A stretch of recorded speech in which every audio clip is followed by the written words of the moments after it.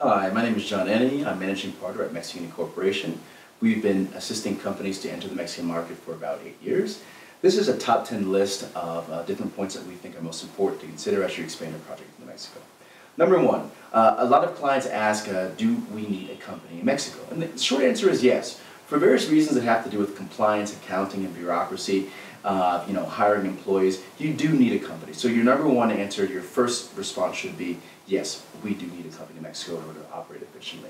Number two, make sure to start early. I think this is probably one of the biggest things where people look at the timelines in their own country and they compare them here to Mexico. Things generally take longer. So make sure you're giving yourself at least a 2.5 to 3 month leeway. I understand in some cases that may be like putting the cart before the horse, but generally you want to make sure that you get enough headway about 2.5 to 3 months before you begin your project, so as not to be caught off guard. Find good professional services. That's number three. Make sure you have a good accountant, a good lawyer, and the reason is you want to make sure that you as a foreigner have the ability to operate correctly. And if you don't have an accountant or a lawyer who's not only experienced in their field but also experienced in working with foreign clients, you want to make sure you find somebody who has that experience who can assist you in the best way. Number four, if you are importing products, the very first thing you really need to do is to contact a customs broker right away. Don't wait until you have your company formed. Don't wait until you're actually beginning your project. From the very beginning, you want to make sure that you have a customs broker on hand who has experience in your product and who is telling you about what the different import restrictions are for your particular product. Find a local trusted representative. So that means apart from your accountant, apart from your lawyer, this may be the same person, by the way, but you want to make sure there's somebody who has a corporate power who can represent your company if need be. For example, there are going to be a lot of documents, a lot of things that you as a foreigner cannot do, and you're going to rely on a local trusted person in order to execute those documents or act on behalf of the company in some capacity. Avoid using local virtual offices. I know that in many countries the only thing you need is a P.O. box or a simple address in order to register your company. In Mexico, it's a good idea to register the company out of your accountant's office or your lawyer's office, or some sort of more formal office situation.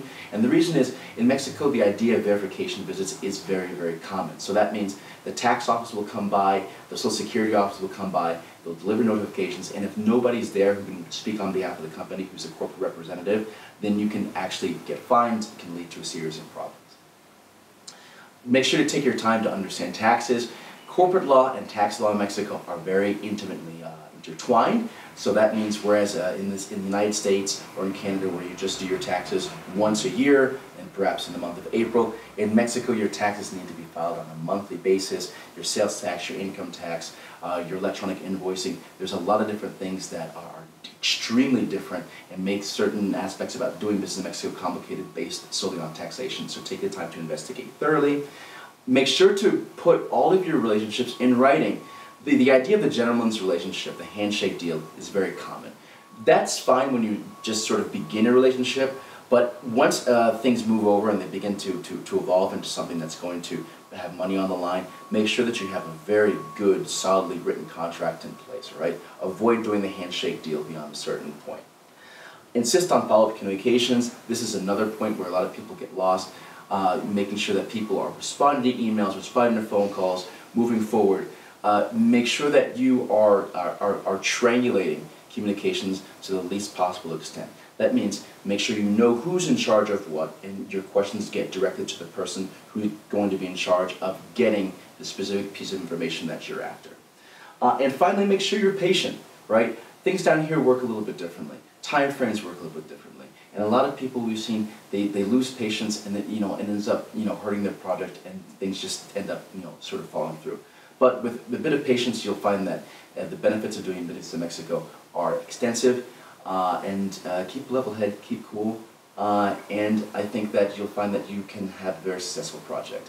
My name is John Eni, Managing Partner of Mexican Incorporation. Give us a call, submit an inquiry on our website. We'll be more than happy to assist you in any way possible.